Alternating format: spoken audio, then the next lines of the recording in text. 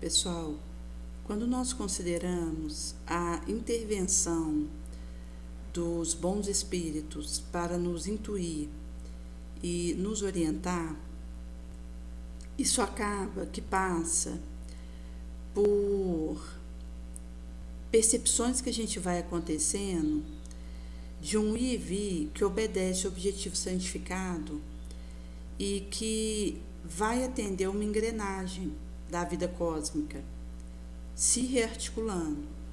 Um modelo novo de encaixe entre o traçado evolutivo da alma e o corpo para dar cumprimento ao ditame divino do tempo por vir. E vai ser trago para nós que a bênção da reencarnação ela vai acontecer mormente quando lançamos luz sobre a questão do esquecimento que acontece do pregresso e da entrada no organismo orgânico que nos faculta sairmos como que de um beco congestionado. É como você está com um carro numa avenida cheio de carro e que não dá para você trafegar. Você tem que parar o carro, desliga e espera descongestionar aquela via para que você possa dar seguimento à sua locomoção com aquele carro.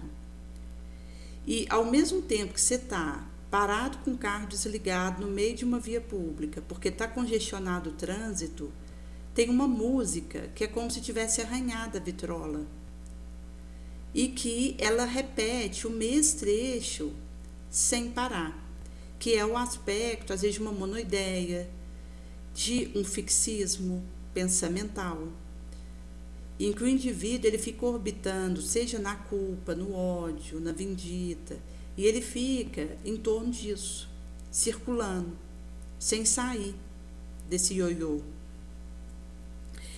E acaba que se o indivíduo ele está com essa música arranhada vitrola que toca aquele mesmo trecho sem parar na sua cabeça, que é quando ele está com uma ideia fixa, uma monoideia. Ao mesmo tempo, o carro está parado porque não tem como locomover com ele na via porque está congestionado. Isso significa uma angústia importante, uma paralisação que poderá funcionar à guisa de uma experiência expiatória, de uma prova que também vai acontecer no astral, mas que vai trazer de uma experiência que está sendo difícil para aquele indivíduo. E quando é dado a ele a bênção de reencarnar, é como se ele entrasse na arena orgânica tendo papéis redistribuídos e trocados, diferentes, para que a sua capacidade de amar dê um salto de diferença, de modificação. Então, per si, isso já é benéfico. Isso já é uma ventilação que ele consegue ter, porque ele sai daquela orbitação fixa que ele estava, daquela congestionação, em que se repetia algo sem parar sobre ele, e ele vai entrar numa esferal de encarnar, onde ele vai reencontrar desafetos do pregresso, também afetos. Ao mesmo tempo, ele vai encontrar outras pessoas que não necessariamente tenham vindo do seu pregresso, mas a questão é que a teia que vai se formar na sua atual reencarnação tem papel trocado, redistribuído, diferenciado. E isso visa saltarmos enquanto um diferencial e uma modificação na nossa capacidade de amar, que é o nosso objetivo. Porque o indivíduo que ele ama, ele pode ir muito em qualquer parte do universo, por ser a força mais poderosa e o caminho único que Jesus nos deu. Então, poder é amor, é caridade em ação. Nesse sentido que, quando nós consideramos que o indivíduo ele possa estar numa dor importante, seja qual for, vai acontecer que nós vamos estar dentro de espirais que são assuntos que se repetem. Ao invés de sofrer pela dor, você sendo convidado a uma mudança para fazer diferente e melhor. Porque a nossa evolução, ela acontece como uma roda de samsara do nosso destino, que é como, gente, uma cebola. Você tem a parte central dela e você tem camadas. Cada camada seria aí um espiral que vai abarcando as camadas internas. Então, vai acontecendo que à medida que a gente vai evoluindo, do centro da cebola, a gente vai passando para as camadas subsequentes, até chegar na camada mais externa, e de uma camada interna para uma camada mais externa, a gente dá um salto evolutivo. Ou a uma questão mesmo da mudança importante que eu estou conseguindo realizar dentro de mim. Quando a gente considera, por exemplo, os ciclos de vida que a gente tem, os setênios, que vai aí ser estudado de maneira diferenciada pela antroposofia. Porque a gente tem, do 0 aos 7 anos, uma criança que está mais voltada para a família. Dos 7 aos 14, essa criança já está mais voltada para a escola.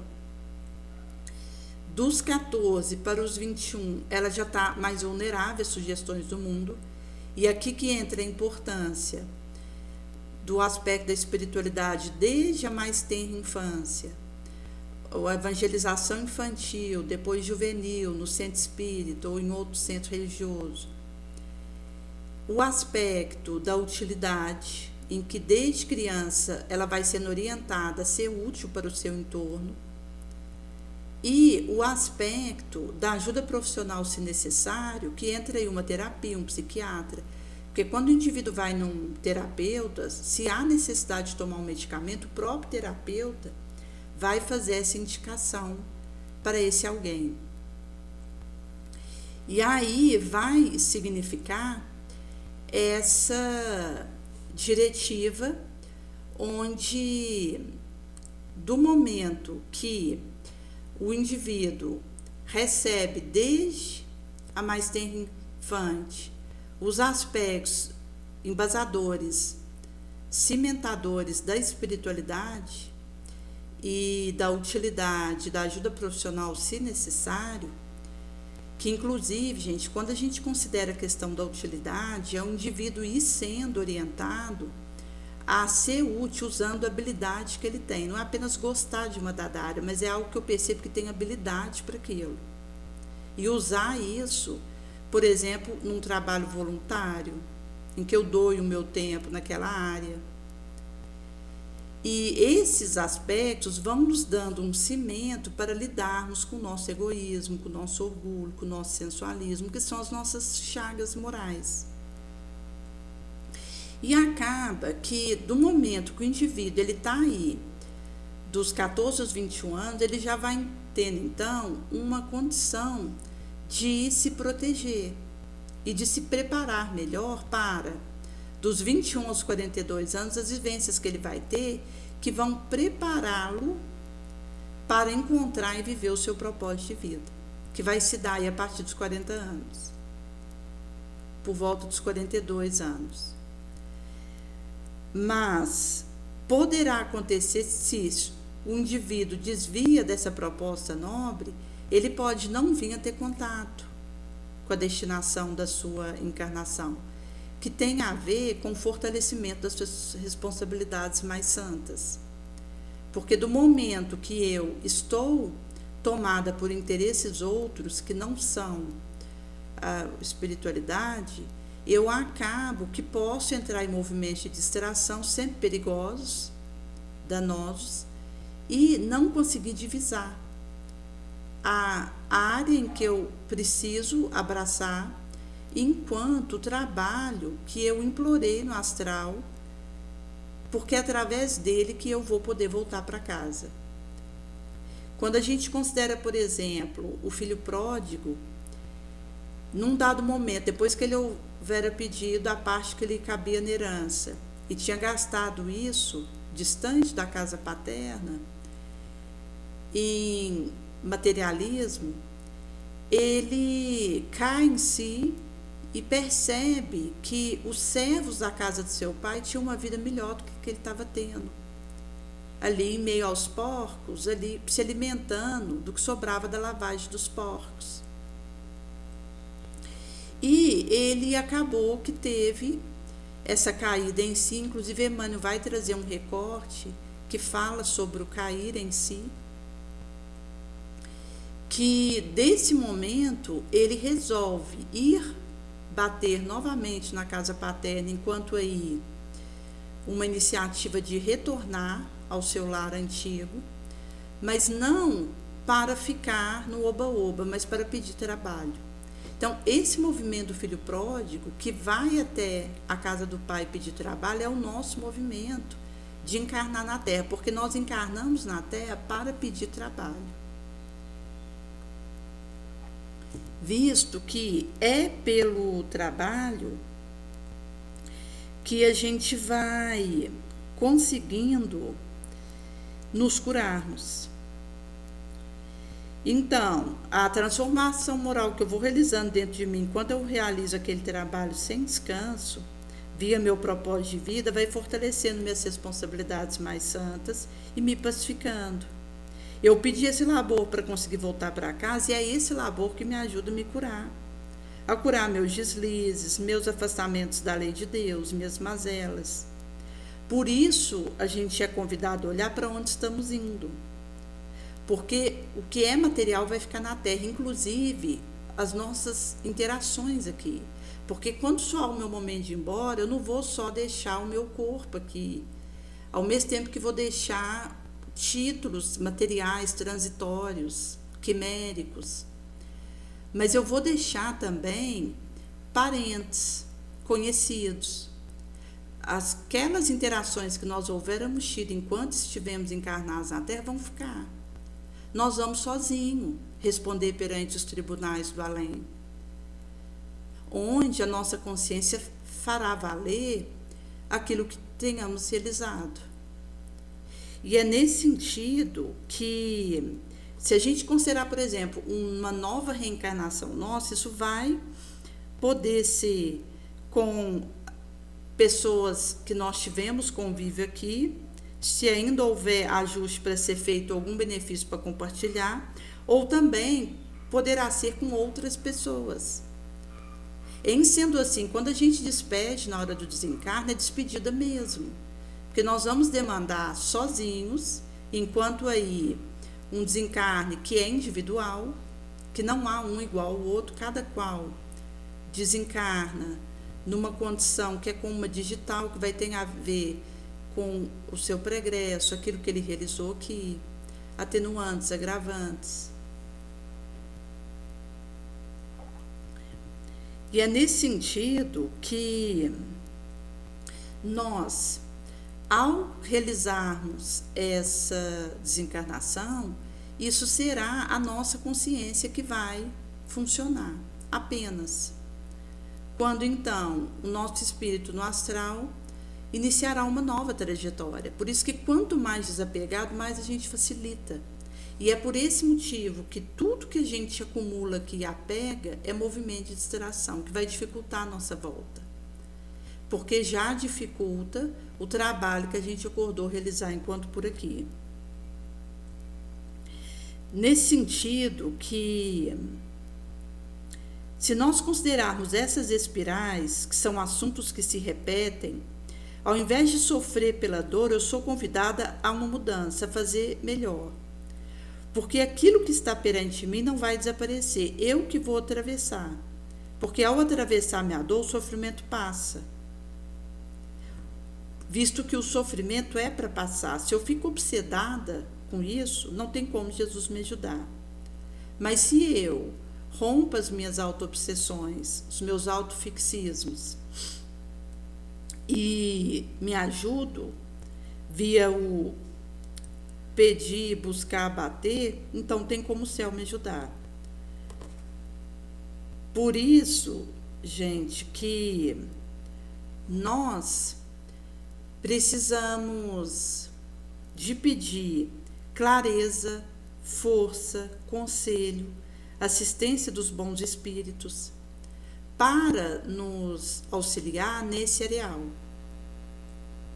Até porque, quando a nossa consciência desperta e a gente percebe que temos recebido muito mais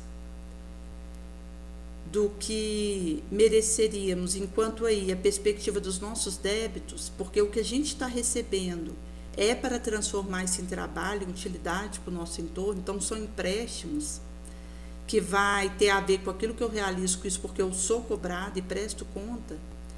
Mas no momento que o espírito desperta, pela simples oportunidade que ele está tendo de estar encarnado na Terra e poder trabalhar no bem aqui, porque nós viemos para cá para pedir trabalho no bem. Então, essa percepção já faz com que o único motivo que eu tenha seja de agradecer. Mas quando a gente considera o pedido para nos auxiliar nessa jornada, que é áspera, porque é uma subida, aqui não é banho de mar, está encarnado na Terra, ligado a uma matéria grosseira como essa, que nos obnubila, que nos confunde, que nos engana. É uma subida íngreme que exige suor, fôlego, sangue, como aquela representação que nós fizéramos do suor sanguinolento de Jesus, nos mostrando que o nosso caminho aqui é um suor de sangue, porque é um esforço ingente que eu vou precisar fazer para talhar a minha vitória. Isso não vai ser dado para mim. Eu vou precisar, pelo meu esforço, talhar, edificar a minha vitória moral, que é essa vitória sobre mim mesma. Porque se eu receberia isso pronto, eu não me melhoraria, isso me prejudicaria. Deus deixa a cada um esforço para edificar o céu em si mesmo, porque é esse esforço que vai nos melhorando. E Ele quer que a sua obra resplandeça diante dele, em perfeição. Porque até quando a gente considera os espíritos perfeitos que já atingiram essa envergadura moral, isso não dissolve as individualidades. Então, entre a pleiade de espíritos perfeitos, cada um vai trazer qualidades que diferenciam uns dos outros, enquanto aí as variações que acontecem, porque as individualidades não se perdem. E mostra para nós como que é inabordável para nós os atributos dos anjos, dos arcanjos, que são espíritos aí, considerando que chegaram num grau de pureza, de perfeição, mas eles têm aí em si as suas individualidades, enquanto que isso abarca, extravasa, representa. Nesse sentido que, de posse dessas orientações que Jesus nos traz, nós podemos pedir então clareza, força, conselho, assistência dos bons espíritos, porque é isso que nós precisamos para a jornada. Senhor, o que queres que façamos, nos aponte caminhos, pedir para Jesus nos apontar por onde ir. Até porque, gente, quando o indivíduo ele vê só uma opção diante daquilo que ele esteja vivendo, entendendo que não há outra saída, ou só ter uma saída, é porque ele está adoecido. Inclusive, eu tive uma experiência símile, onde eu estava vivendo um momento de transtorno importante, um relacionamento, e eu tinha diante de mim que precisava dizer tchau para aquele relacionamento, eu precisava fazer um novo caminho sozinha. E é curioso, porque eu já tinha essa intuição antes de entrar nesse relacionamento. É algo que já me acompanhava desde mais nova, criança. Esse desejo de poder dar a vida para uma causa nobre, doando de mim, da minha energia, do meu tempo, e que, devido às minhas fraquezas, minhas misérias, minhas vulnerabilidades, eu acabei passando por experiências expiatórias importantes, inclusive de quedas, em que eu, quando me dei por mim, estava adoecida e dentro de um relacionamento que eu precisava me desvencilhar.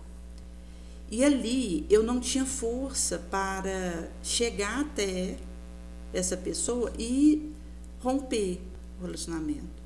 Então, inclusive nesse quarteto que diz aqui da clareza, força, conselho e assistência dos bons espíritos, para mim já me faltava até mesmo a força que me permitisse clarear a situação, porque eu estava confusa, atormentada, obnubilada, desequilibrada, desesperada. E ali, naquele momento, como eu me percebi enfraquecida, acabou que foi necessário eu fazer uma espécie de um retiro que eu achei que poderia me auxiliar naquela tomada de decisão, que tinha em um viés voltado para um atendimento de 2 psicólogos que faziam esse retiro de 3 dias, que você ia para um determinado local, ficava ali uns 3 dias internado, e eram feitas umas baterias de interações com um psicólogo na temática do grupo, enquanto essa primeira abordagem, e com uma psicóloga no individual. Então, isso acontecia com aquele grupo que estava fazendo esse mutirão de 3 dias, e eu acabei me inscrevendo para me ajudar a tomar a decisão que seria mais acertada naquele momento. E ali acabou que houve ali os momentos que foram do grupo maior e os momentos que foi com uma psicóloga que foi no individual.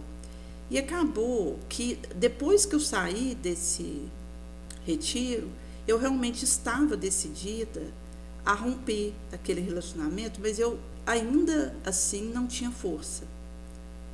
E nesse sentido, é como essa situação. Eu estava vendo diante de mim uma situação que eu precisava agir na direção dela, mas eu não tinha força para fazer aquilo acontecer. Então, se eu só vejo uma opção diante de mim, se eu não vejo outras perspectivas, porque ali diante de mim estava essa opção, eu não tinha força para realizar e eu não tinha uma lucidez para raciocinar outras possibilidades.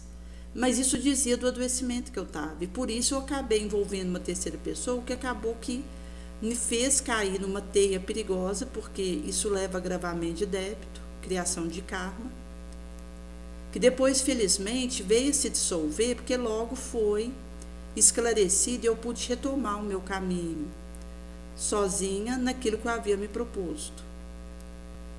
Mas para dizer que do momento que o indivíduo ele não vê outra opção além daquela que está diante dele, ele precisa se tratar antes de tomar alguma decisão, porque indica o adoecimento. É quando a pessoa diz, eu não tive outra saída. Isso é cilada, porque sempre tem outras opções. Então, se eu consigo ver 2 ou mais saídas, mesmo que eu escolha menos pior, pelo menos terá sido a escolha que pude fazer. Aqui fui capaz de divisar naquele momento. Por isso, gente, que vai significar uma proposta que a gente abraça e que nós precisaremos de posse aí desses fermentos, desses areais, e irmos conseguindo tomar a decisão acertada. Porque a gente não retroage, mas eu posso complicar a minha situação. Eu posso parar no meio do caminho e atrasar meu passo, enquanto um avanço que eu poderia estar tendo nesse momento, eu complico moralmente minha situação, com uma queda, com um deslize. Por isso que, quando eu faço por mim, Jesus pode me ajudar. Agora, se eu quero um caminho diferente, eu preciso, enquanto aí, focando num resultado diferente, escolher uma ruela diferente. Porque, às vezes, como um exemplo que a Ana ela tinha dado na colocação dela, de um senhor e que estava tentando emagrecer. Ele estava aí com quase 150 quilos. E todo o final de ano ele fazia uma dieta de uma sopa, em que ele preparava a mesma sopa todo fim de ano. E acaba que aquela sopa não estava resolvendo o problema do emagrecimento que ele precisava. E uma sopa que ele acabava fazendo, mas pensando no nhoque, na macarronada, no bolo de chocolate, então não adiantava. Porque ele pensava em algo que na verdade ele estava querendo comer e com aquela sopa diante dele, então ele não conseguia submeter o regime daquela sopa. Então mostrava que ele estava todo ano usando um mesmo caminho para tentar um resultado diferente, que ele não conseguia. Então quando acontece de eu estar repetindo uma mesma fórmula e que eu não tenho o resultado que eu preciso mudar a fórmula, eu preciso mudar a maneira, a arruela daquilo que eu estou realizando. Visto que, quando eu arquiteto um caminho diferente, vai ser possível divisar um resultado diferente, eu chegar nele. Então, inclusive, eu trago aqui a questão de Deus, que é um personagem da coleção A Vida do Mundo Espiritual, em que André Luiz nos traz da situação dele, porque ele era casado e tinha um filho mais velho e 2 filhas menores. Ele tinha dificuldade de relacionamento com o filho mais velho, mas tinha paixão pelas 2 meninas menores. E ele não estava querendo continuar casado,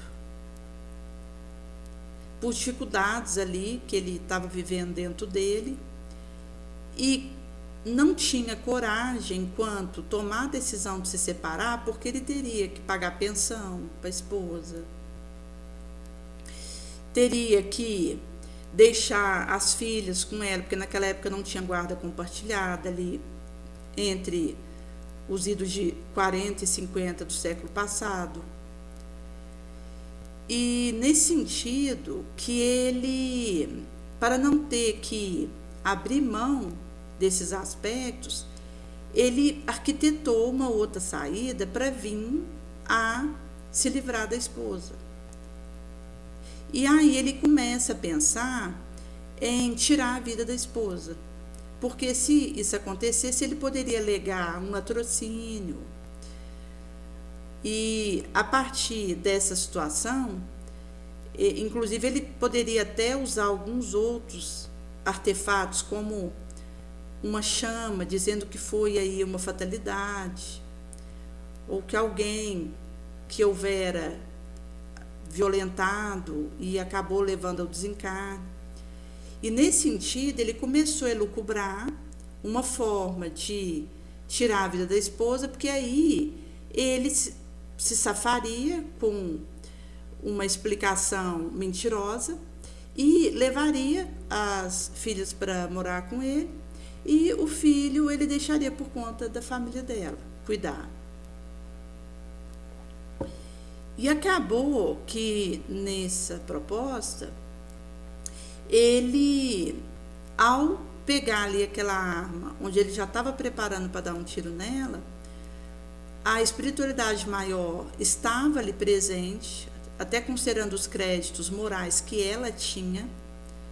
Então André Luiz vai dizer que uma equipe ali, dentre os quais ele estava junto, trabalhando à medida que escrevia o livro, estavam presentes e acabaram que despertaram uma das filhas do desdobramento do sono, e essa criança, ao levantar, vai até o pai e pede para ele não fazer aquilo, no momento que ele estava para disparar a arma.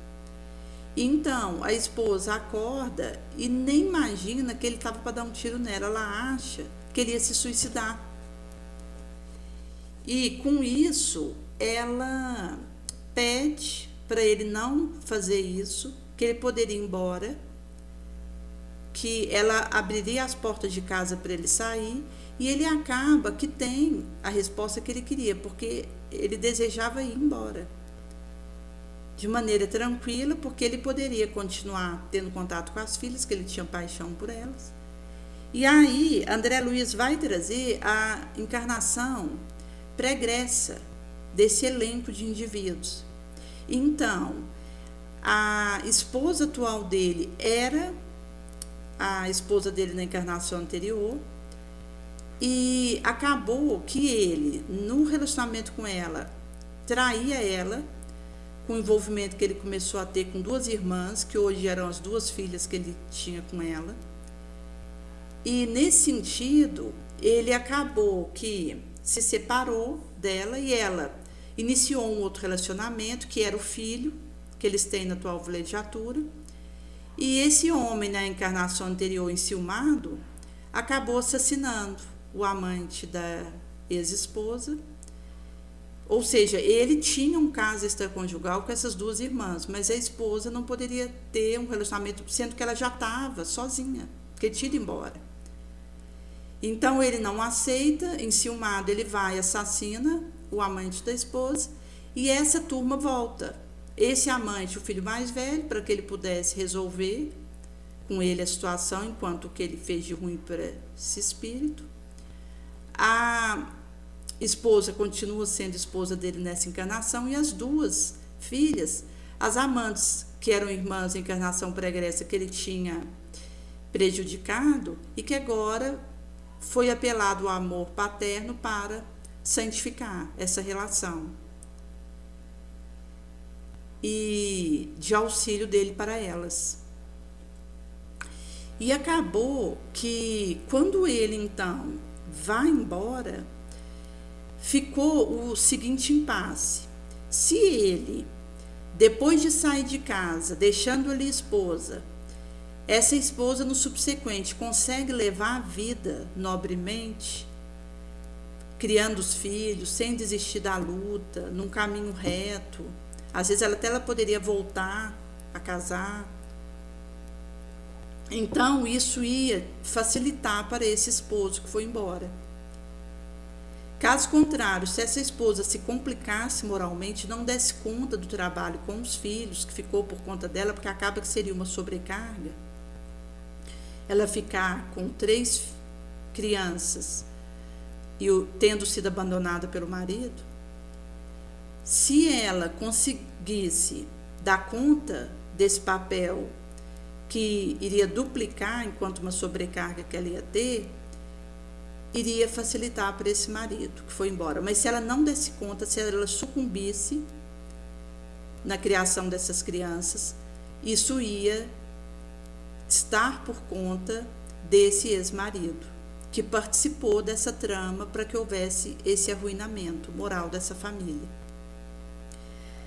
Nesse sentido, que ele teria de fazer algo diferente para ter o direito de conquistar e de conviver com os 3 espíritos ao qual profundamente feriu, que é os filhos que ele tinha com essa esposa. Porque do momento que ele tenta assassinar a esposa, que uma das filhas acaba vendo e pede para ele não fazer, a esposa acha que era tentativa de autoextermínio, mas era tentativa de assassiná-la.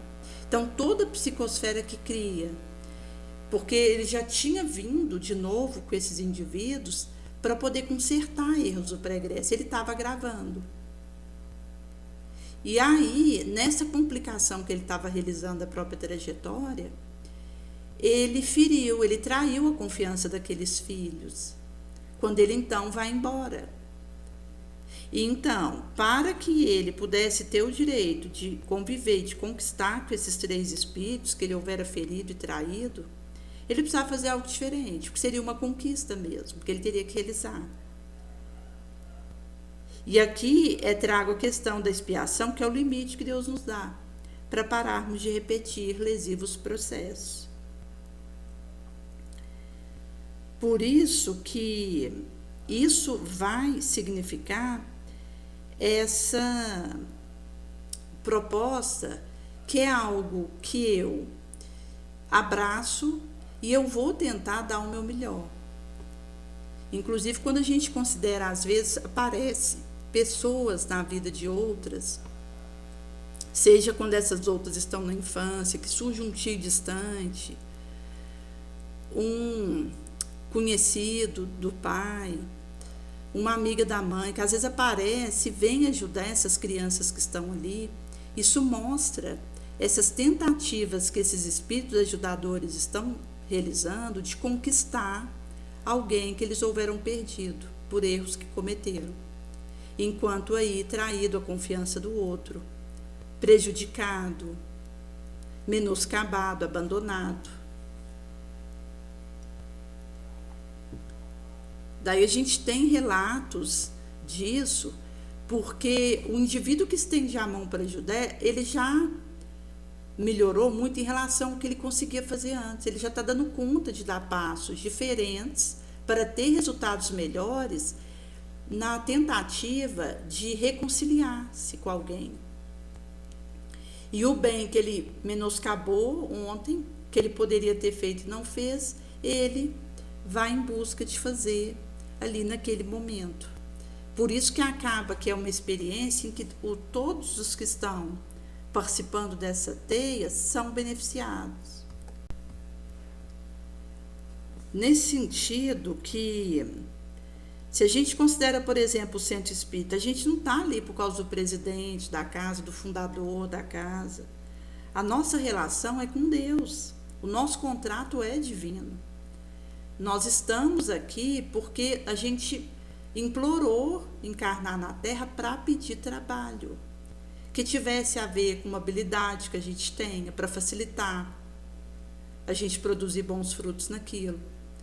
Ao mesmo tempo, isso foi concatenado e lacrado com o nosso propósito de vida, enquanto um trabalho acordado no astral em que a gente pudesse, atuando nele, colocando as nossas habilidades em funcionamento e vencendo as nossas mazelas morais. Então, isso é contrato pré-encarnação. Isso foi divisado no astral, onde nós imploramos uma oportunidade aqui, para que aqui pudéssemos bater em busca do trabalho, do nosso propósito de vida. Em que, do momento que eu vou encontrando e abraço, eu estou fortalecendo as responsabilidades mais santas, que é aquilo que importa. Por esse motivo que isso vai ter a ver com essa disposição do momento que eu tenho essa clareza, eu vou desejar me envolver nessa lide e demonstrar a produção de bons frutos, porque eu tive a percepção, abracei o meu propósito de vida, estou a todo vapor naquele trabalho, mas eu preciso ter persistência no bem, constância, coerência moral, e eu preciso conseguir me melhorar, me vencer. Por isso que Paulo vai trazer a respeito do aspecto do descanso, enquanto um cuidado que nós precisamos trazer. Porque do momento que eu entro em algum tipo de interrupção, eu já enfraqueço. Então, Paulo, inclusive, ele vai trazer em Paulo e Estevão exemplos concretos de momentos em que um descuido momentâneo, uma parada do bom labor pentelésica, prejudicou a moral daquele indivíduo. Então, inclusive trazendo para nós esse aspecto do trabalho, inclusive noite adentro, porque eu vou abraçar aquele labor na vigília e vou pedir o bom labor dormindo, porque para algum lugar meu espírito vai. Então, antes que eu peça para ir fazer coisas boas, porque se eu não pedir para enquanto eu estiver dormindo eu ir para um lugar bom, seja para receber um tratamento que eu preciso, seja para poder ter orientações que naquele momento vão fazer um clareamento da minha rota, seja para assumir um serviço ali durante aquele sono, vai acontecer que eu vou ficar a esmo. E aí os obsessores que nos espreitam, que nos esperam dormir, vai me levar. Por isso que a gente precisa ter traçado e claro o que a gente deseja. Aquilo que é o ponto central do nosso desejo é muito importante. Porque do momento que eu sei para onde eu desejo ir, eu vou suportar qualquer como, porque eu tenho um para quê. Daí é como se isso me levasse a um estado de maturidade moral. Porque eu já não fico mais batendo cabeça aqui e acolá. Eu, por saber aonde preciso chegar, eu terei a rota do caminho traçado e suportarei qualquer para quê. Enquanto o como que envolve aquilo, desde que esteja ali o trabalho que eu preciso, que foi acordado no astral, onde está o meu propósito de vida. Nesse sentido que Paulo ele vai trazer o aspecto dessa batalha, porque ele vai dizer que quando nós temos aí Salomão, durante os pesados serviços da construção do templo, ele foi puro na fé. Mas quando ele chegou ao repouso, a devassidão venceu. Judas até que começou bem. Foi direto discípulo do Senhor, mas bastou a triunfal impressão da entrada do Mestre em Jerusalém para que cedesse à traição, à morte. Então ele traz o exemplo de Davi, que enquanto ele esteve ocupado, foi fiel ao Todo-Poderoso, mas do momento que ele resolveu descansar, ele se entregou ao adultério. Então é por isso que Paulo remata, com tantos exemplos expostos diante dos nossos olhos, será útil, não venhamos nunca a descansar, a interromper a nossa marcha. E é nesse sentido que vai ser colocado para nós essa dificuldades que a gente enfrenta, porque pede escolha de nós a todo momento. E que são mesmo agulha num palheiro, porque a gente tem que saber identificar a rota, que não é em linha reta, são sinuosidades que a gente vive, e é andar num carro onde você troca a roda com ele andando, porque não dá para parar para consertar o que precisa, a gente vai ter que consertar andando. Então, significa um movimento que ele é contínuo e que eu preciso fazer os ajustes em mim enquanto eu estou com a roda rodando. O que significa que os riscos de um carro numa avenida continuam acontecendo e eu preciso dar atenção para outros aspectos também. É por isso que a gente precisa fortalecer a nossa atenção, nossa acuidade, lucidez, sabedoria, discernimento, clareza, intuição. E aí vai ser trago para nós, inclusive, gente, assim, questões detalhosas do nosso dia. Como umas vendinhas que são feitas por uns adolescentes que acabam que tem um rodízio dessas vendinholas, onde são colocados ali bombons, doces outros, balas, pirulitos. Como aconteceu também num local em que são levados pães para serem distribuídos para crianças e adultos que estão ali naquele local, e é feito um recheio desses pães e eles são levados. E pela proximidade do Dia das Crianças, houvera sido feito uma presente associado enquanto um mimo em que colocaram ali um pirulito, uma bala, um chiclete para entregar. Mas traz uma tendência que nós temos com o açúcar, por exemplo, que se a gente considerar o próprio aspecto do açúcar per si, é comprovadamente cancerígeno, tóxico, enquanto um veneno. Porque nós estamos diabéticos por causa dos açúcares que a gente consome sobre a roupagem e o papelete que for.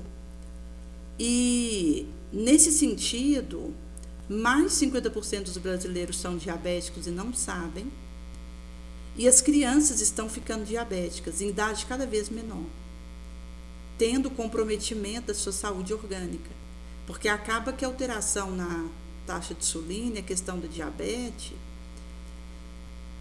que tem a ver com a quantidade de açúcar no sangue, isso vai caramelizando o sangue, vai levando a insuficiência de rim, outros órgãos, pode levar a cegueira e amputações de membros. E acontece que a nossa sociedade, ela consome muito açúcar. Inclusive quando a gente considera a questão desses mimos que são feitos, de vendinhas que são programadas, que tem a presença de algum doce. A gente já nem divisa fazer isso com algo que seja salgado ou menos com conservante, enquanto uma quantidade menor para poder ser mais saudável aquilo que vai ser entregue, a gente já considera direto doce. Quanto menos se a gente fosse considerar aspectos outros.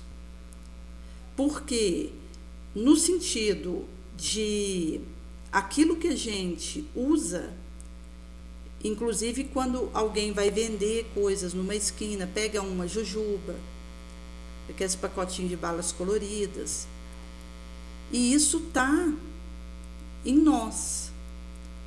Enquanto que, no mesmo naipe que a gente tem essas posturas, a gente está cada vez mais diabético, com as consequências que o açúcar tem, desde o câncer até as outras gêneses que ele traz para o nosso organismo, até mesmo a parte mental, que o açúcar compromete. E enquanto esses adoecimentos vão acontecendo e pegando idades cada vez menores, porque as crianças hoje já estão com expectativa de vida menor que as dos pais, isso continua lastrado entre nós. Então mostra um exemplo de algo que a gente poderia escolher diferente, a gente não escolhe. Seja por motivo de moda, que dita que tem que ser assim. Inclusive quando a gente considera que balinhas que você vai dar para a criança dá cárie. Isso compromete os dentes.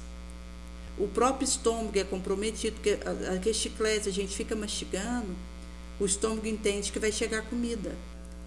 E aí ele começa a produzir ácido clorídrico. Como não chega comida, porque é a chiclete que está mexendo na boca, o ácido clorídrico ataca a mucosa do estômago, levando a úlceras, a feridas outras. Então, uma série de comprometimentos em cadeia para falar de uma coisa, o açúcar. Porque a gente sabe que tem uma série de outras questões que nos acometem e que a gente opta por escolher a moda. O que é mais barato, ou aquilo que todo mundo faz, aquilo que o vizinho falou para fazer, ou que no trabalho foi recomendado, e a gente perde essa perspectiva de coisas que a gente poderia fazer para melhorar. Porque isso aqui tem a ver com o aspecto espiritual. Visto que uma escolha que eu faço, isso vai acabar impactando o meu ser. Inclusive, nós tínhamos ido para um momento ali onde alguns adolescentes iam fazer uma confraternização no ambiente de clube, e aí foram outros para poder acompanhar, para ajudar a olhar, e ali acabou que até pela semana do Dia dos Professores, alguns alunos de inclusão tinham feito um pacote com 4 docinhos de leite ninho, e o doce de leite ninho é um que eu sempre gostei. E como eu evito, porque eu já tenho taxa alterada de glicose, mesmo evitando o açúcar. E então tem anos que eu não como um doce de leite ninho. E ali, quando foi dado esse presente, acabou que uma moça que estava vindo com alguns na mão acabou me entregando um e eu acabei ficando com ele na mão. E acabei comendo, não resisti, comi os docinhos de leite ninho. Mas a facilidade com que isso é entregue e divulgado e estimulado, porque é essa questão. E isso vai dizer de impactações que acaba acontecendo, porque altera as nossas taxas, inclusive porque se a gente considerar, por exemplo, a cólera, o ódio, o rancor, isso tudo denigre, pifa nossa circuitaria mental, joga substâncias corrosivas no nosso organismo e que dizem da nossa incapacidade de lidar com os outros aspectos, porque se eu conseguisse controlar a minha cólera, eu daria conta de ter uma atitude diferente e não disseminar o consumo de um simples açúcar, porque está ligado. Aquilo que eu faço com a minha mente enquanto escolhas de sentimentos positivos é o que me gabarita e capacita a fazer em relação às outras coisas que fazem parte da nossa trajetória. Então, é por isso que a gente não pode comer tomar aquele gole. Quando a gente considera, por exemplo, o álcool, porque o organismo humano não foi feito para receber álcool. O álcool ele impacta diretamente no fígado, no pâncreas, no sistema digestório, no cerebelo e outros centros importantes do encéfalo. Então, ele vai consumindo, queimando a circuitaria orgânica do indivíduo. Em sendo assim, não deveria ser iniciada a primeira dose, visto que do momento que eu aceito aquela dose, eu já estou dando algum espaço para que venha outra. Nesse sentido que é um cuidado que a gente tem que ter, porque a distribuição disso vai acontecer a todo momento, seja por encarnado ou por desencarnado, porque nós somos tentados a todo momento naquilo que a gente tem mais tendência de cair. Como um exemplo que a Mais dava do pai dela, que era fumante inveterado, e houvera desenvolvido um câncer. Agora, não sei ao certo se foi no pulmão ou no cérebro, mas um câncer importante, que ele ia desencarnar por causa desse câncer. E ele houvera deliberado parar de fumar e conseguiu. Ele estava no hospital, ele tinha passado por um procedimento cirúrgico e estava ali se mantendo fiel a não fumar. Eis que chega um companheiro dele, do serviço que ele era militar, que também fumava inveteradamente, e o oferece um cigarro.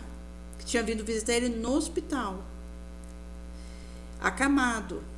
Ao oferecer o cigarro, ele fala: não, eu parei de fumar, estou tentando me manter sem o cigarro. E esse companheiro que vem ter com ele diz que ele deveria voltar a fumar, que isso era caretice dele. E, de tal modo, aquilo funcionou como tentação para esse indivíduo, que ele mesmo com câncer, depois de submeter um procedimento cirúrgico, ter conseguido com muito custo parar de fumar, volta a fumar. Desse colega que chegou lá fumando e ofereceu para ele. E eis que ele continua a fumar depois disso. Ele tinha ficado sem fumar e volta. E desencarna fumando. E como esse, a gente tem inúmeros exemplos. Às vezes a pessoa tem um tipo de vício que ela com muito custo interrompe aquele vício, está se mantendo sóbria, porque todo vício tira nossa sobriedade, nosso autodomínio, nossa lucidez. Porque do momento que eu caio no vício, é ele que me vence e é eu que preciso vencê-lo. Então, nós temos vários relatos da pessoa conseguindo se manter sóbria, vencendo o próprio vício. Chega alguém, oferece para ela o objeto do vício que ela tinha e ela volta a viciar. Então, são situações corriqueiras até. Em cada esquina isso acontece. Que tanto vai ser trago por encarnado quanto a própria pressão dos desencarnados. Que se tiverem desencarnados sob um dado tipo de vício, ele como está desencarnado, ele precisa se acoplar o encarnado com um vício parecido com o dele para ele continuar tendo a sensação daquele vício. Então, o que ele faz? Ele pressiona aquele encarnado com um vício semelhante ao dele a voltar a usar aquele vício, caso ele tenha interrompido. No caso, o desencarnado pressiona o encarnado a voltar a usar o vício, que é do interesse do desencarnado. Então, por isso que a gente tem que vigiar e orar, porque não é só vencer meu vício, eu preciso sustentar minha sobriedade moral, a minha vitória sobre mim mesma. Seja o vício da preguiça, do comodismo, da avareza, da gula e vários outros. Quando a gente fala propriamente questão de drogadição, de bebida, de jogo, mas são várias facetas viciosas, que cada qual saberá responder por si.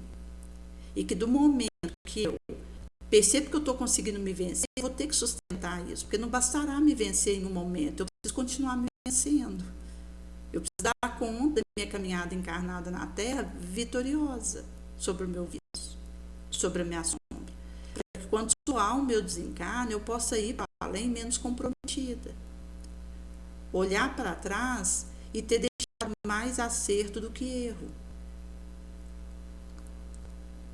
E bons frutos. Enquanto mais bons frutos do que maus frutos. E houve também um episódio, gente, de uma adolescente que ela estava comendo aqueles skins que vem naqueles pacotes, e num dado momento ela engasga com um pedaço de skin, porque acaba que até a nossa correria, né?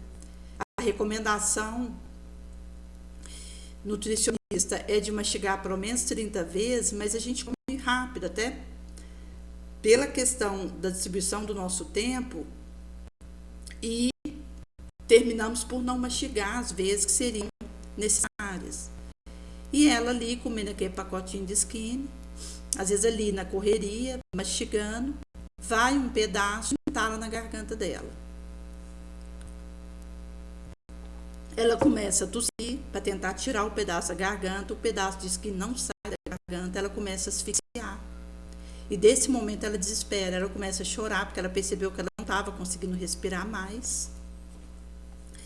E nesse momento nós estávamos ali, próximos dela, ali do lado, porque ela estava vindo com algumas garotas, amigas dela, e estávamos, uma moça e eu, a gente estava trocando uma figurinha ali sobre os aspectos, que era um outro assunto, correlatos a questões que essa moça está vivendo, dificuldades que ela está enfrentando, que ela estava falando alguma coisa sobre isso.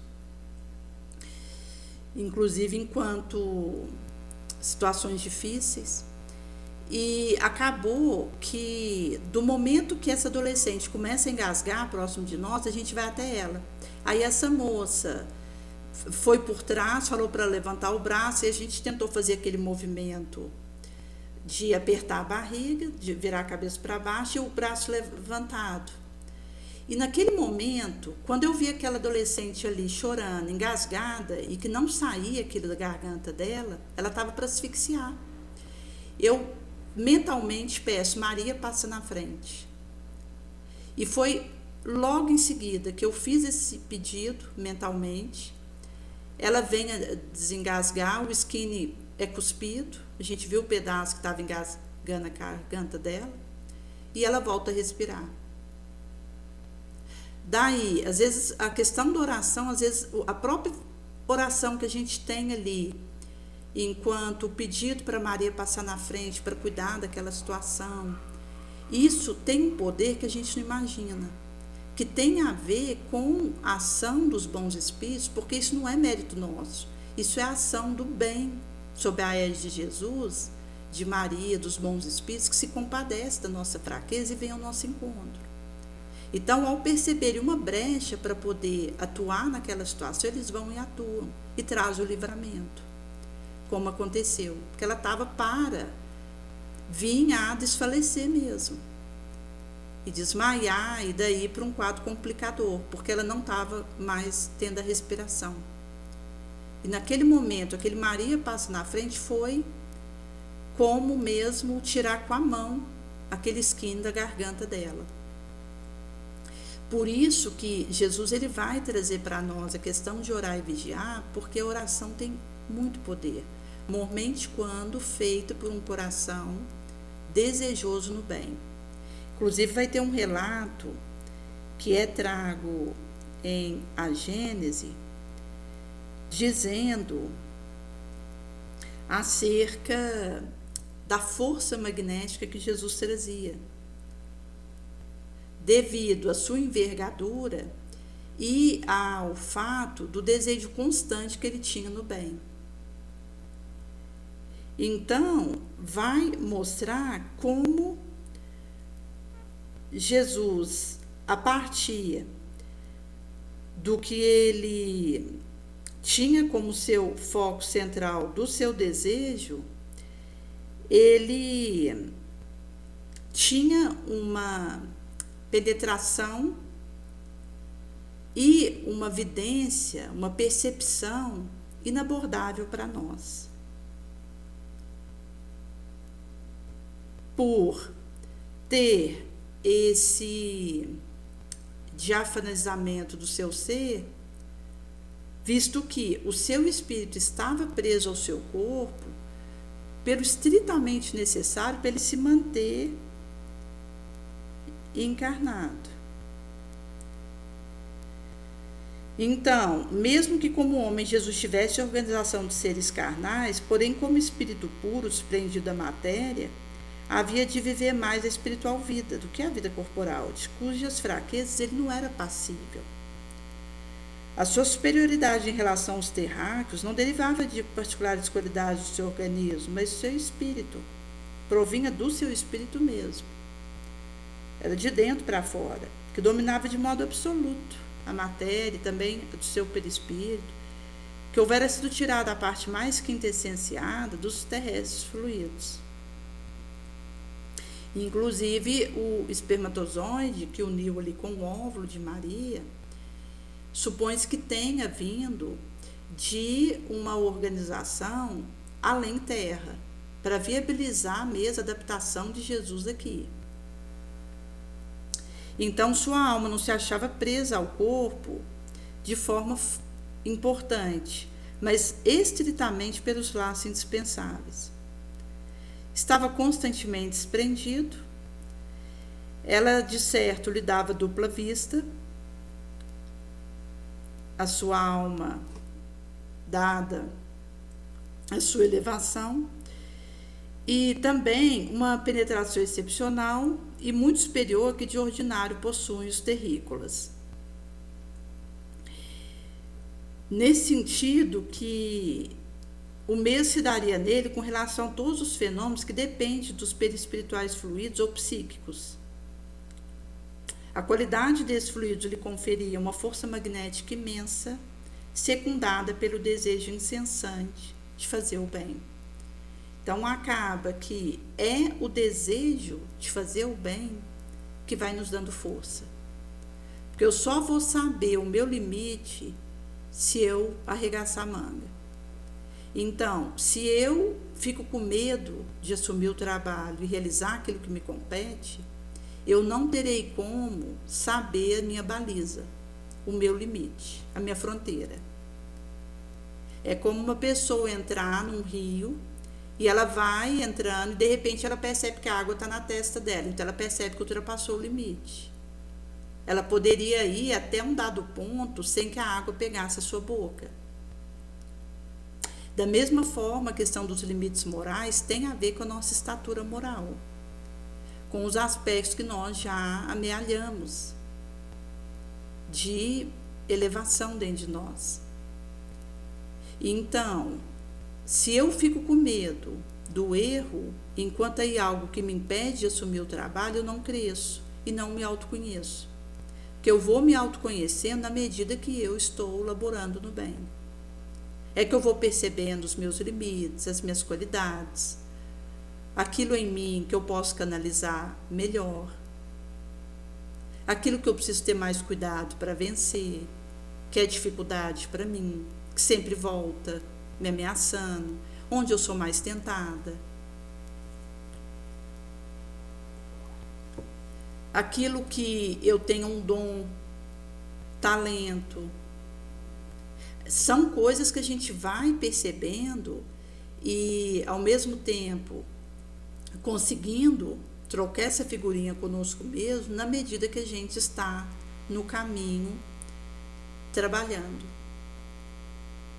Porque do momento que eu fico sentado numa poltrona de luxo e ponho uma bolha em volta de mim, o meu medo ele está vencendo, é um outro vício, a minha inércia, a minha menos-valia, o meu vitimismo. E aí acaba que desse lugar eu nem me conheço, nem me desenvolvo e não contribuo para a coletividade no qual estou situada. É por isso que a gente tem que ter cuidado para que o medo de errar não nos impeça de agir. Eu vou ter os cuidados necessários, mas acontece que na Terra a gente ainda vai errar. Se eu esperar eu só acertar para seguir após Jesus, eu não vou seguir. Eu vou me decepcionar com a minha situação, vou me frustrar, vou ter ressentimento comigo mesma e não vou conseguir me amar. No estágio que nós estamos, ainda é um estágio de errar para acertar, de deslizar para poder ficar mais forte, de ser arrastado para poder descobrir meios de ficar mais sóbria, de ser sitiada para poder encontrar os recursos do passe, da vigilância, do evangelho no lar, do pensamento positivo, que vão me ajudando. Porque então eu vou percebendo aquilo que me ajuda mais e aquilo que é mais perigoso para mim também. Então eu só vou conseguindo fazer isso se eu tiver coragem de caminhar, de trabalhar. Por isso que o aspecto do autoacolhimento é tão importante. Porque do momento que eu consigo me acolher, eu encaro numa boa as minhas fraquezas. E é a partir disso que eu dou conta de elaborar e ir vencendo elas, para acertar mais e errar menos.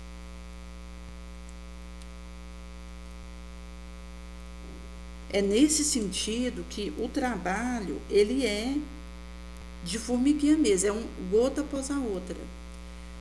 Apesar de que chega num ponto que a quantidade de frutos que a gente vai produzindo vai ter a ver também com o que nós já realizamos em nós. E aqui um adendo, porque às vezes alguém que é anônimo, que faz um trabalho ali no ganha-pão dela, onde ela ajuda crianças, ela pode estar produzindo muito mais frutos do que um palestrante renomado. Porque a questão da produção de frutos, isso não é exuberância pela exuberância, é a presença que a gente vai adquirindo. É aquilo que a gente tece portar dentro da alma, na pobreza, na castidade, na humildade, na caridade genuína. É aquilo que eu vou costurando dentro de mim e conseguindo realizar com o meu tempo. Porque quanto mais a gente evolui, melhor a gente lida com o nosso tempo. Melhor a gente aproveita ele. Até porque a gente não se permite descanso, enquanto aí parada do processo.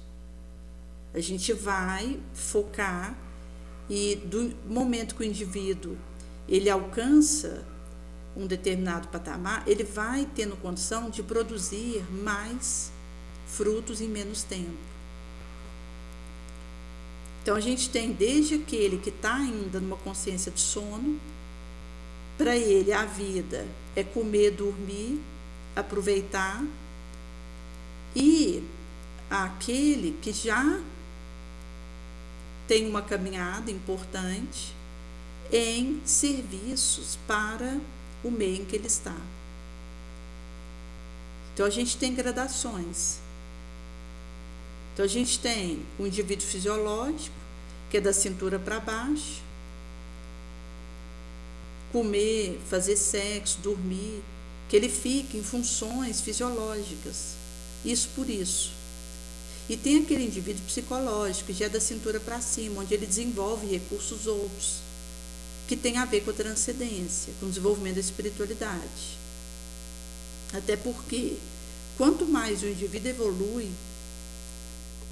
mais ele vai transformar o que ele traz de cintura para baixo, enquanto aí os aspectos relacionados à fisiologia, em canalizações energéticas para a espiritualidade. Então o indivíduo sai da arena material e fisiológica e usa o que ele tem organicamente, essas energias, para as construções espirituais, abstratas, intuitivas, inspirativas, tem a ver com o nosso centro coronário cerebral. Então isso tem a ver com uma caminhada que o espírito vai realizando. E por isso que, quanto antes a gente for em busca disso, melhor. Porque os ais do Senhor nos alertam. Como numa passagem que Jesus ele vai dizer de fazer bem aos que nos têm ódio, amar o inimigo, bem dizer quem nos maldiz, orar por aqueles que nos persigam, caluniam. Ao que te ferir numa face, vai lá e oferece a outra. Se te tira a sua capa, não lhe impeças de levar também a túnica. Se te coloca a andar 1000 passos, vai e anda outros 1000. Dá a todo aquele que te pedir, e ao que te tomar o que é seu, não lhe tornes a pedir. Trazendo aqui esse recorte, porque às vezes quando a gente pega essa perspectiva de tomar, isso tem uma série de alcances. Alguém tomar o que é seu. Então Jesus traz, não lhe tornes a pedir. Como quereis que os homens os façam, fazei vós igualmente a eles. Dando aí esse patenteamento desse processo da renúncia, que vai nos permitindo ir desenvolvendo os nossos aspectos espirituais. Porque a nossa espiritualidade, ela vai nos permitindo poder ir tecendo essas construções imorredoras. Então Jesus fala o recorte dos ais, ai de vós que sois ricos, porque você tem consolação. Ai de vós que está farto, porque você vai vir a conhecer a fome. Ai de vocês que agora ri, porque você vai gemer e chorar. Considerando aí, quando a gente se entrega a esses regalos, ao invés de movimentar isso na direção da lavoura nobre. Ai de vós quando você for louvada, porque assim faziam os profetas falsos aos pais deles. E Jesus vai trazer a passagem das bem-aventuranças, onde ele vai dizer, bem-aventurados os pobres, porque o reino de Deus é vosso. Bem-aventurados aqueles que têm fome, porque vocês serão fartos. Bem-aventurados aquele que chora, porque vai rir. Bem-aventurado quando os homens vos aborrecerem, vos separarem, carregar de injúria, rejeitar seu nome como mal, por causa do Filho do Homem. Folgai naquele dia, exultai, porque grande é o vosso galardão no céu. Dessa maneira tratava os profetas, os pais deles. Então Jesus vai trazer sobre, se você ama somente a quem te ama, qual é o reconhecimento que você tem? Os pecadores também amam aqueles que os amam. Se você faz o bem a quem te faz bem, qual reconhecimento tem nisso? Pecador faz igual. Se você empresta aquele de quem você sabe que vai poder te pagar, de quem você espera receber de volta, que reconhecimento há nisso? Também os pecadores emprestam uns aos outros, para que se lhes faça outro tanto, e do momento que eles precisem, tenham empréstimos na direção deles próprios. Amai, pois, os vossos inimigos. Quando você fizer bem emprestar, faça sem esperar nada em troca. Gratuitamente, será grande a vossa recompensa. E sereis os filhos do Altíssimo, que é benigno com aqueles que lhes são maus e ingratos.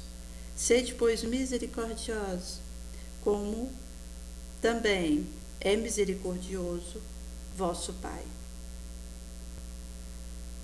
E aqui, no subsequente, ele traz o recorte do julgamento, para não julgar e não ser julgado, não condenar para não ser condenado, e dá o perdão, 70 vezes 7 para sermos perdoados. Dá e dar-se-vos-á.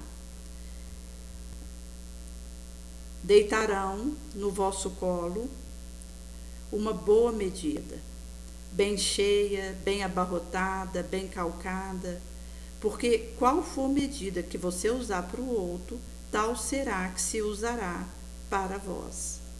Poderia acaso um cego guiar outro cego? Não cairiam assim ambos na vala? Não é o discípulo superior ao mestre, mas todo discípulo será perfeito, se for como seu mestre. Por que vês um argueiro no olho do teu irmão e não reparas a trave que você tem no seu olho? Como você diz ao seu irmão, deixa-me tirar do teu olho uma aresta, quando não vês que tens no teu uma trave? Hipócrita, primeiro tira a trave do seu olho, depois você vai ver para tirar essa do olho do seu irmão. E daí que ele vai trazer que aquele que edifica sua casa sobre a rocha é aquele que ouve as suas palavras, do qual não serão demovidas um tio. Como a boca fala do que o coração está cheio, vai acontecer que todo que vai ao Cristo ouve a sua palavra e pratica, ele mostra o que é semelhante a esse homem que cavou profundamente, pôs fundamento sobre uma pedra. Quando veio uma inundação, bateu impetuosamente sobre aquela casa, não pôde movê-la, porque estava fundada sobre a rocha. Mas aquele que ouve e não pratica é similar a um homem que edificou sua casa sobre a terra, sem alicerce, levediça, na qual bateu com violência a corrente riosa e logo caiu. E a ruína daquela casa foi grande. Em sendo assim que Jesus ele vai trazer acerca de Davi quando teve fome e os que com ele estavam no dia de sábado, entrou na casa de Deus, pegou os pães da proposição, comeu deles, deu ao que vinha com ele, sendo assim que não podiam comer deles senão só os sacerdotes. E Jesus vai trazer esse questionamento porque num dia de sábado, como passasse pela seara, seus discípulos cortavam espigas e masticando-as nas mãos as comiam. Então Jesus lhes diz, mas o Filho do Homem também é Senhor do sábado. Onde então Jesus vai falar um pouquinho do homem da mão mirrada, e ele cura esse homem no sábado. E vai dizer aí que terá diante dele, pedindo a mão daquele homem, que foi estendida e restituiu a sua mão. Também houvera subido ao monte para orar, passou a noite em oração, fez dia, chamou os discípulos, escolheu dentre eles 12 que chamaram apóstolos. E no subsequente ele vai fazer a cura aí de muitos enfermos. O populacho que vieram ouvi-lo para que os curasse suas enfermidades, que eram possessos de imundos espíritos que ficavam sãos. Todo o populacho fazia diligência por tocá-lo, saía dele uma virtude que a todos curava. Trazendo aí, inclusive, o aspecto daquela mulher que tinha aquela fluxação de sangue por 12 anos e que ao tocar na ponta da orla da veste de Jesus, absorve uma energia de Jesus, uma virtude que a reequilibra, que a reharmoniza. E é nesse sentido, gente, que pelos frutos e aquilo que a gente for conseguindo deixar, vai dizendo o nosso esforço, que precisaremos acompanhar. Porque cada árvore será conhecida pelo seu fruto. Nem os homens colhem abrolhos vindimandos de uvas, nem vão fazer a retirada de figos dos espinheiros.